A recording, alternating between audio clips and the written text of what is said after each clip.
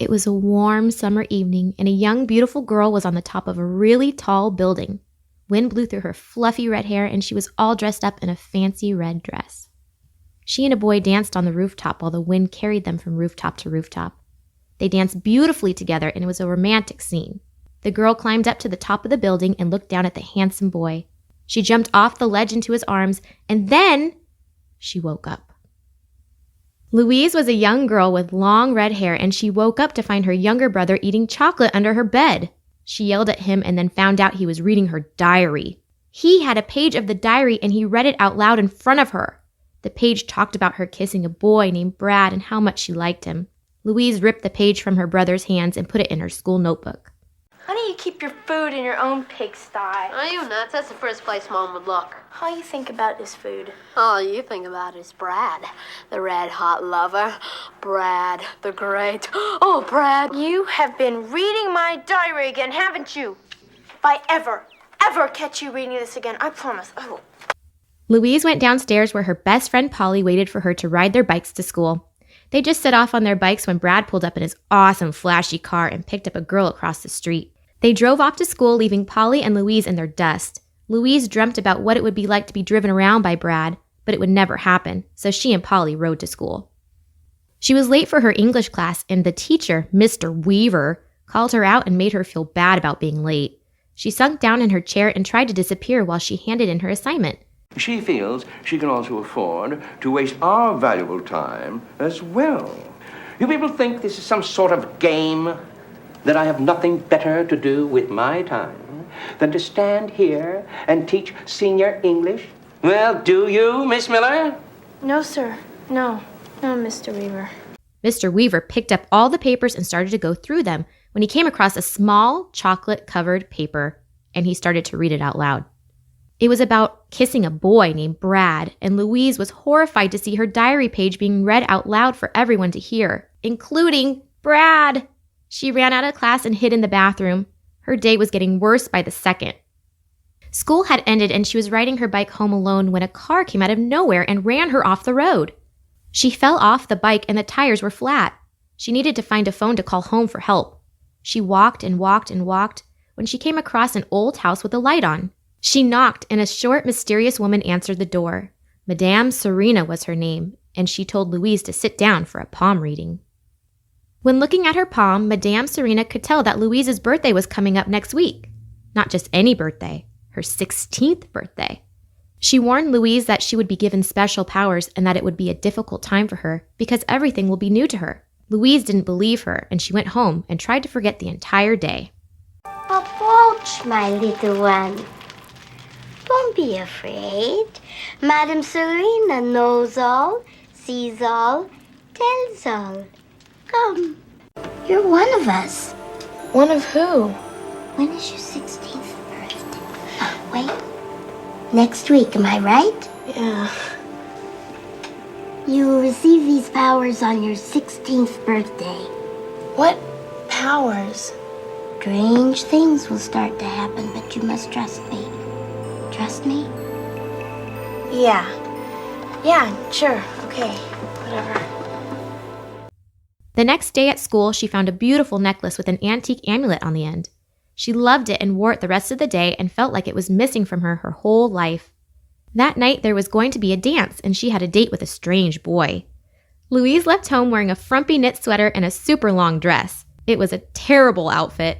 When she got to the dance, she went to the ladies' room and changed all her clothes and came out looking like a new person.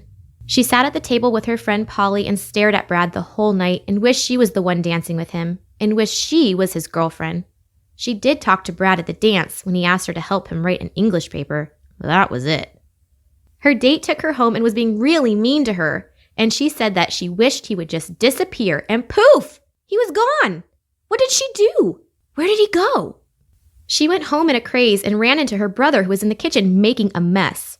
They got in a fight and Louise called him a dog, and poof! Her brother shrunk and turned into a little dog. He could still talk, but he was totally a dog. She picked him up and panicked and dumped him into the bathtub, and he turned back into her stinky brother. Can't stand up. You are standing up. I'm a dog. Louise, what'd you do to me? Nothing. You. Nothing I can't fix. It was just a mistake. I can fix it. I even smell like a dog. She went back to Madame Serena to learn more about her powers and what to do with them. She gave Louise a book of spells to practice. She went to an empty field to practice. She called the wind. She called the rain. And it all happened at her command. She was really excited and decided to make a love potion to get Brad to fall madly in love with her. She had to pour a potion all over her room and get Brad to sit on her bed while she said the magic words. How'd it go? Oh, Serena, it was wonderful. It was perfect. I told you. The time of your life. This is just the beginning. It's gonna be like the good old days. Madam Serena, What? you know I'm crazy about Brad. Can I, make him love me? Are you kidding? Love you? All you need to do is sprinkle this on your bed. Get Brad to sit on it while you say Lotham Sorceratum Athenora. When Brad came over to work on the English paper, Louise was ready. She moved all of the chairs out of the room and got Brad to sit on the bed. Then she started saying the magic words, but stopped midway through. She wanted Brad to fall in love with her on his own instead of using magic. So they worked on the paper, and that was it. The next day at school, the English teacher embarrassed Louise in class again by going through her purse. She had enough of this guy and was going to get back at him this time. Don't go through my purse, Mr. Weaver. I'm warning you. Warning me? Oh, listen to that, will you? And what will you do if I don't stop? Tell my mommy? She made a doll that looked like Mr. Weaver. The next day, she took out the doll during class when Mr. Weaver was talking. She started to take off his bow tie. Mr. Weaver started taking off his bow tie. She removed the doll's jacket. Mr. Weaver did the same.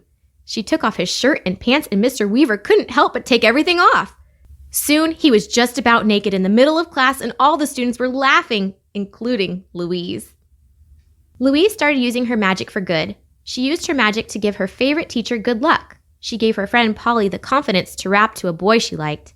No, just go up and talk to him. Are you kidding? I'm so embarrassed. Look at how funky he is. I will never be hip.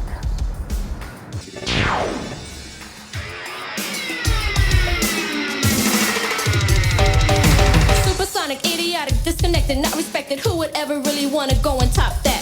Such a waste, a pretty face, but hanging in your nose space. I wish that you would take a look and really stop that. Top that. Well, stop that. I don't really give a about trying to top that. Top that. Stop that. I wish you finally take a real look and really stop that. She used a lot of magic to make herself into the most popular girl in the school. Madame Serena told Louise what to do to make the spell stick. That night, she did everything she was told, and in the morning, she woke up with a completely different hairdo, better clothes, and when she walked out of her house, Brad was there, waiting to drive her to school.